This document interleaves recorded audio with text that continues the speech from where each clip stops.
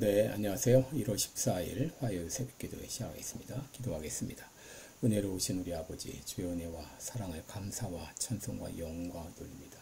하나님께서 우리들 사랑해 주셔서 또 지난 하루하루도 은혜 가운데 지켜주시고 또 새해를 맞이한 지 또 14일 동안도 인도해 주신 것을 감사합니다. 하나님 아버지, 세월이 참으로 빠르게 지나갑니다. 엊그제 새해를 시작한 것 같은데 벌써 반달이 지나갑니다. 하나님 아버지, 일촌 광음은 불가경이라 했습니다. 하나님 아버지, 정말로 1분 1초를 하나님 앞에 아끼며 또 이 일을 통하여서 많은 사람들에게 영광 돌리는 우리 모두가 되게 하여 주옵소서. 아버지, 세계 만방에서 복음을 전하는 우리 모든 선교사들 은혜 장중에 붙잡아 주시며 아버지여, 이 귀한 사역을 통하여 수많은 심령들이 주님 앞에 돌아오는 역사가 있게 하여 주옵소서. 아버지, 연약한 중에 있는 성도들 긍휼을 베풀어 주시고 주의 능력의 손으로 친히 안찰해 주시사 깨끗이 나음을 얻게 하여 주옵시고 회복시켜 주옵시고 생명을 연장시켜 주옵소서. 하나님, 정신적인 질환으로 어려움을 겪는 모든 사람들 주의 능력으로 치료하여 주시기를 원합니다. 하나님 아버지, 참으로 지금 LA 지역의 화재로 많은 인명피해와 재산 피해가 발생하고 있는데 긍휼을 베풀어 주시고 속히 화재가 진압될 수 있도록 도와주옵소서. 하나님 아버지, 한국의 상황이 심히 위중한 가운데 있사오니 아버지 긍휼을 베풀어 주시고 모든 사태가 빨리 진압되게 하시고 아버지여, 하나님의 뜻대로 하나님의 방법대로 해결해 주시고 나라가 정상화될 수 있도록 은혜 베풀어 주옵소서. 오늘 하루도 주님 앞에 의탁하며 예수님의 이름으로 기도드리옵나이다. 아멘. 네, 찬송가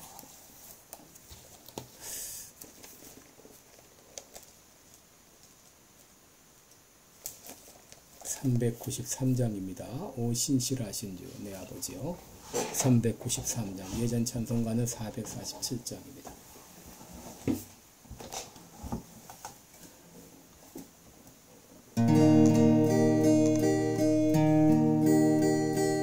오 신실하신 주 내 아버지여, 늘 함께 계시니 두려움 없네. 그 사랑 편찮고 날 지키시며 어제나 오늘이 한결같네. 오 신실하신 주, 오 신실하신 주, 날마다 자비를 베푸시며 일용할 모든 것 내려주시니 오 신실하신 주 나의 구주.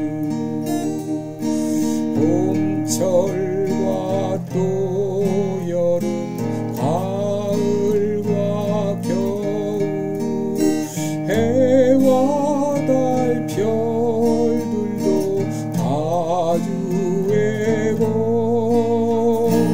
만물이 주 영광 드러내도다. 신실한 주 사랑 나타내네. 오 신실하신 주, 오 신실하신 주, 날마다 자비를 베푸시며 일용할 모든 것 내려주시니 오 신실하신 주 나의 구주. 내 죄를 사하여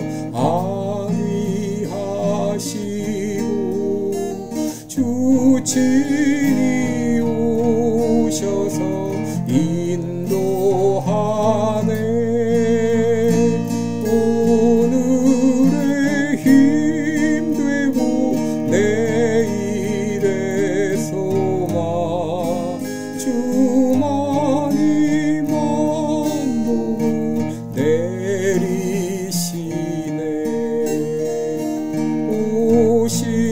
신실하신 주 오 신실하신 주 날마다 자비를 베푸시며 일용할 모든 것 내려주시니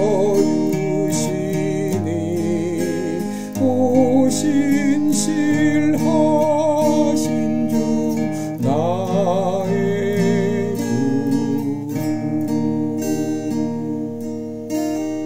아멘. 네, 우리 오늘은 창세기 17장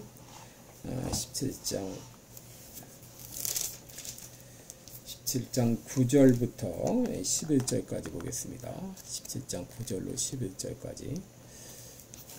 17장 9절로 11절 제가 먼저 읽어드립니다. 하나님이 또 아브라함에게 이르시되 그런즉 너는 내 언약을 지키고 내 후손도 대대로 지키라. 너희 중 남자는 다 할례를 받으라. 이것이 나와 너희와 너희 후손 사이에 지킬 내 언약이니라. 너희는 양피를 베어라. 이것이 나와 너희 사이에 언약의 표징이니라. 아멘. 또 우리 23절부터 보겠습니다. 이에 아브라함이 하나님이 자기에게 말씀하신 대로 이날에 그 아들 이스마엘과 집에서 생장한 모든 자와 돈으로 산 모든 자 곧 아브라함의 집 사람 중 모든 남자를 데려다가 양피를 베었으니 아브라함이 그 양피를 벤 때는 99세이었고 그 아들 이스마엘이 그 양피를 벤 때는 13세이었더라. 당일에 아브라함과 그 아들 이스마엘이 할례를 받았고 그 집의 모든 남자 그 집에서 생장한 자와 돈으로 이방 사람에게서 사온 자가 다 그와 함께 할례를 받았더라. 아멘. 네, 우리 오늘은 할례의 참된 의미 이런 제목으로 함께 말씀을 나누겠습니다. 오늘 본문은 이제 언약의 표징에 대한 그런 내용입니다. 하나님께서 아브라함을 언약 백성을 삼으시고 또 그와 언약을 맺으셨습니다. 하나님은 아브라함에게 약속하셨죠. 바로 내가 너의 하나님이 될 것이다. 그리고 너의 자손을 하늘의 별과 같이 번성케 할 것이다. 또 너의 이름을 창대케 할 것이다. 그리고 너의 자손이 거할 수 있는 땅을 주실 것이다. 이렇게 약속을 하셨습니다. 이제까지 하나님께서는 일방적으로 언약을 세우시고 언약의 내용을 선포하셨는데 그동안은 아무것도 그에게 요구하지 않으셨습니다. 그런데 창세기 17장에 이르러서 그에게 요구하는 것이 있습니다. 첫째, 너는 내 앞에서 행하여 완전하라. 이렇게 말씀하셨고 오늘 본문에는 바로 할례를 행하라 라고 말씀하셨습니다. 여러분, 할례란 무엇인가? 또 할례는 어떤 의미가 있기 때문에 하나님께서는 아브라함과 그 자손 대대로 이어가며 할례를 행하라고 하셨는가? 오늘 본문을 통해서 할례에 담긴 의미를 생각하며 은혜를 나누겠습니다. 첫째로 왜 하나님께서 그에게 할례를 행하라고 하셨는가? 바로 할례는 언약의 표징이기 때문입니다. 여러분 본문 10절 11절 보면 너희 중 남자는 다 할례를 받으라. 이것이 나와 너희와 너희 후손 사이에 지킬 내 언약이니라. 너희는 양피를 베어라. 이것이 나와 너희 사이에 언약의 표징이니라 라고 말했습니다. 바로 하나님께서는 언약의 표징으로 사인으로 할례를 행하라고 하신 것이죠. 여기 양피를 벤다 이 말은 남자 생식기의 표피를 제거하는 작업입니다. 지금으로 말하면 포경수술과 같은 것인데요. 왜 하나님께서 이런 할례를 행하라고 하셨나? 이것은 바로 언약의 표징이기 때문에 하나님께서 아브라함과 맺은 언약을 가시적으로 확인할 수 있도록 언약의 표징을 주신 것이죠. 우리가 하루에도 몇 번씩 소변을 보면서 남자들은 바로 이 할례 받은 것을 보면서 내가 언약의 백성인 것을 확인하게 하신 것이죠. 여러분, 그동안 하나님은 여러 차례 걸쳐 아브라함에게 약속을 주셨어요. 그런데도 아브라함은 번번이 하나님의 약속을 믿지 못했습니다. 그래서 어느 날 하나님은 아브라함을 밖으로 데리고 나가서 하늘의 별들을 바라보게 하시고 저 별들을 봐라. 내 자손이 이와 같으리라. 이렇게 실물교육, 시청각 교육을 시키셨어요. 그럼에도 아브라함의 믿음이 힘해지자 그의 이름을 아브라함에서 아브라함으로 이름까지 바꿔주셨어요. 그럼에도 아브라함의 의심은 여전히 계속됐습니다. 그래서 하나님은 이번에 하나님의 약속을 분명히 확인할 수 있도록 가시적인 은총의 수단으로 바로 할례를 행하라고 하신 것입니다. 여러분, 할례는 당시 근동지방의 여러 종교에서 시행하던 관습이었는데, 그러므로 할례 그 자체가 하나님의 백성들만의 특별한 어떤 의식은 아니었습니다. 그리고 할례 자체가 어떤 능력을 가져다 주는 것도 아니었습니다. 그러나 언약 백성이, 하나님의 언약 백성이 할례를 행할 때 그 의미는 달라지는 것이죠. 그것은 하나님이 맺은 언약의 증거이기 때문입니다. 왜 하나님께서 할례를 행하라고 하셨는가? 하나님의 약속이 반드시 이루어진다는 것을 가시적으로 보여주기 위한 은총의 수단이었습니다. 여러분, 하나님께서 우리에게 주신 이 귀한 선물 중에 하나는 잊어버리게 하셨다는 것입니다. 인간은 망각의 동물입니다. 쉽게 잊어버립니다. 만약 이제까지 일어난 모든 일을 다 기억하고 산다면 불행할 것입니다. 그런 의미에서 망각은 하나님의 선물입니다. 문제는 기억해야 할 것까지도 잊어버리고 산다는 것이죠. 기억하지 않아도 될 건 오래 기억하면서 꼭 기억해야 될 것은 잊어버리고 산다는 것입니다. 많은 사람들이 원하는 오래 기억하죠. 억울했던 일은 오래 기억합니다. 그런데 정작 기억해야 될 것은 하나님으로부터 받은 은혜는 너무 쉽게 잊어버린다는 것이죠. 여러분, 신앙생활을 잘 할 수 있는 비결은 하나님의 은혜를 깊이 오래 간직하는 것입니다. 하나님의 은혜를 오래 깊이 간직할 때 우리는 고난의 때에도 하나님의 약속을 바라보며 소망을 가질 수 있습니다. 여러분, 이것이 신앙생활을 잘 할 수 있는 비결입니다. 문제는 기억하지 않아도 될 것은 잘 기억하면서 하나님의 은혜는 너무 쉽게 망각한다고 하는 것입니다. 여러분, 이스라엘 백성들이 출애굽해서 광야 생활하는 동안에 하나님께서 그들에게 얼마나 많은 은혜를 베풀어 주셨습니까? 기적적으로 홍해를 건너게 하시고, 또 광야 생활 가운데서 그들이 필요한 모든 의식주 문제를 해결해 주셨습니다. 먹을 것을 내려주시고, 또 의복이 신발이 해하지 않도록 도와주시고, 또 때에 따라 물을 허락해 주시고, 그리고 구름 기둥, 불 기둥으로 그들의 삶을 인도하시지 않았습니까? 그럼에도 그들은 늘 불평과 원망을 일삼았는데 그것은 하나님의 은혜를 망각했기 때문이죠. 여러분, 아브라함이 보통 때는 신앙생활을 잘했습니다. 그런데 어려운 일을 만나면 마음이 조급해지기 시작합니다. 하나님의 약속을 믿기보다도 인간적인 방법으로 뭔가를 해결해 보려고 합니다. 그래서 애굽에 내려갔을 때 거짓말을 했고, 또 하갈이 취해서 그렇게 이스마엘을 낳기도 했습니다.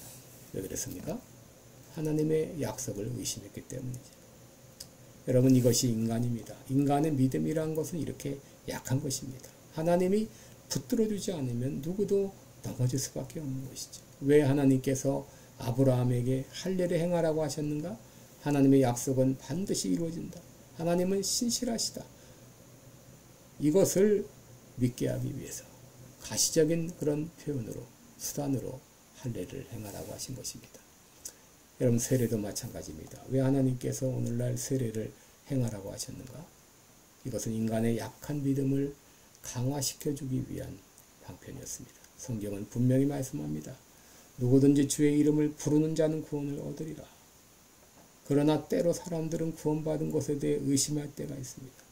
여러분, 그때마다 내가 구원받고 세례받았다는 것을 기억하면서, 그러면서 다시 구원을 확신할 수가 있는 것이죠. 바로 이것이 우리가 세례받아야 될 이유입니다. 켈빈은 기독교 강요에서 세례의 유익에 대해서 이렇게 말했습니다. 첫째, 하나님 앞에 우리의 믿음에 도움이 되고, 둘째, 사람 앞에서 우리의 고백이 도움이 되게 하려는 것이다. 왜 세례가 믿음에 도움이 되는가? 이것은 우리가 깨끗하게 되었다는 표와 증명이 되기 때문이다 라고 말했습니다. 여러분, 세례는 우리의 모든 죄가 용서되고 소멸되어서 하나님 앞에 죄로 인해 고발되는 일이 결코 없으리라고 하는 것을 확인하는 그런 증명서와 같은 것입니다. 여러분, 때때로 사단은 끊임없이 우리 앞에 나타나 우리 죄를 고발하죠. 내가 지은 죄를 생각해봐. 그래가지고 천국 간다고? 그래가지고 네가 크리스찬이라고 할 수 있어? 그래가지고 교회 나간다고? 사탄은 끊임없이 하나님 앞에 내 죄를 고발하고 정죄합니다. 그럴 때 세례는 사면장과 같은 역할을 합니다. 내가 나를 고발해? 나는 예수 그리스도의 피로 용서받은 이 사면장이 보이지 않아? 나의 죄는 다 용서받았어. 나는 깨끗이 씻음받았어. 여러분, 이렇게 세례받은 것을 통해서 우리는 구원을 확신할 수 있는 것이죠. 왜 하나님께서 아브라함에게 세례를 받으라고 할례를 받으라고 하셨는가? 이는 언약의 표징이었습니다. 아브라함이 언약 백성이 되었다는 가시적인 표징이었습니다. 때로 끊임없이 갈등하고 의심할 때 그런 아브라함의 마음을 아시고 하나님의 언약은 반드시 성취된다고 하는 것을 가시적인 사인으로 보여주신 것입니다.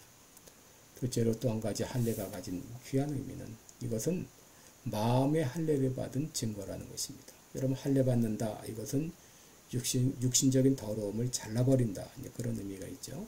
골로새서 2장 11절 보면 또 그 안에서 너희가 손으로 하지 아니한 할례를 받았으니 곧 육적 몸을 벗는 것이요 그리스도의 할례니라 라고 했습니다.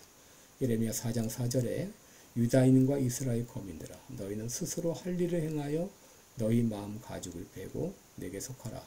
그렇지 아니하면 너희 행악을 인하여 나의 분노가 불같이 발하여 사르리니 그것을 끌 자가 없으리라 라고 했습니다. 그러면 당시 이스라엘 백성들은 늘 하나님의 선민이라는 자부심을 가지고 살았습니다. 자신이 할례 받은 백성이라는 것을 자랑스럽게 여겼습니다. 여러분, 다윗이 골리앗과 싸울 때 뭐라고 말합니까? 이 할례 없는 백성이 누구간데 하나님의 군대를 모욕하겠느냐, 그렇게 말할 정도로 자신이 할례 받은 백성이라는 것을 자랑스럽게 여겼습니다. 그런데 하나님은 이스라엘 백성들에게 말씀하시기를 너희 마음 가죽을 빼고 내게 속하라 그랬어요. 그저 껍데기의 할례만 받지 말고 너희 마음 가죽을 빼고 내게 속하라. 이렇게 말씀하신 것은 육신의 할례, 껍데기의 할례보다 더 중요한 것이 마음의 할례인 것을 말씀하신 것이죠. 신명기 10장 16절에서도 너 마음의 할례를 행하고 다시는 목을 벗게 하지 말라. 신명기 30장 6절에서도 내 하나님 여호와께서 내 마음과 내 자손의 마음의 할례를 행하사 너로 마음을 다하고 성품을 다하여 내 하나님 여호와를 사랑하게 하사 너로 생명을 얻게 하실 것이라 라고 말씀했습니다. 그러므로 하나님이 원래 의도하신 할례는 육신의 할례가 아니라 마음의 할례였죠.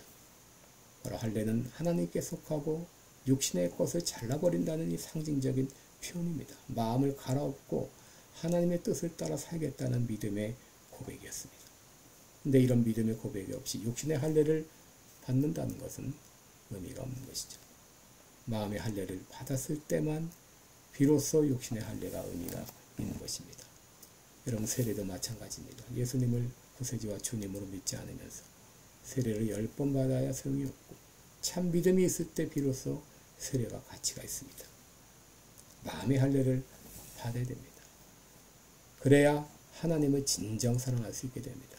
이것이 하나님께서 이스라엘 백성들에게 요구하신 할례였습니다. 아브라함은 하나님이 명령하신 참된 할례를 깨달았어요. 그래서 믿음으로 응답했습니다. 23절을 보면 이에 아브라함이 자기에게 말씀하신 대로 이날에 그 아들 이스마엘과 집에서 생장한 모든 자와 돈으로 산 모든 자 곧 아브라함의 집사람 중 모든 남자를 데려다가 그 양피를 배웠다라고 했습니다. 여러분, 오늘날 교회는 마음의 할례를 받지 못한 수많은 사람들이 있죠. 마음은 완악하고 목은 곧고 아직도 세속의 길을 버리지 못한 사람들로 가득 차 있습니다. 하나님께서는 참 마음의 할례를 받으라 라고 말씀하십니다. 마음 가죽을 베고 내게 속하라 라고 말씀하십니다. 여러분, 우리는 마음의 할례를 받아야 됩니다. 묵은 땅을 기경해야 됩니다. 여러분, 오늘 이렇게 기도하시기 바랍니다. 성령님 내 마음에 역사해 주옵소서. 내 모든 죄를 뒤집어 엎고 마음을 뒤집어 엎고 내가 참된 마음의 할례를 받기를 원합니다. 믿음으로 고백하시기 바랍니다. 기도하겠습니다. 은혜로우신 우리 아버지, 참으로 진정 예수 믿고 거듭났습니까? 진정 회개했습니까? 겉으로만 믿는다고 고백하고 세례받은 것은 아닙니까? 하나님 아버지, 이제 예수 그리스도가 나의 구세주 주님인 것이 믿어지게 하시고 성령의 역사로 말미암아 진정 회개하고 새 사람 되어서 참마음의 할례를 받고 살아가는 우리 모두가 되게 주옵소서. 예수님의 이름으로 기도드리옵나이다. 아멘. 네, 여러분 복되고 은혜로운 하루 되시기 바랍니다. LA 지역 화재 진압을 위해서 또 조국의 앞날을 위해서 기도해 주시고 기도해 주시기 바랍니다. 여러분 사랑하고 축복합니다.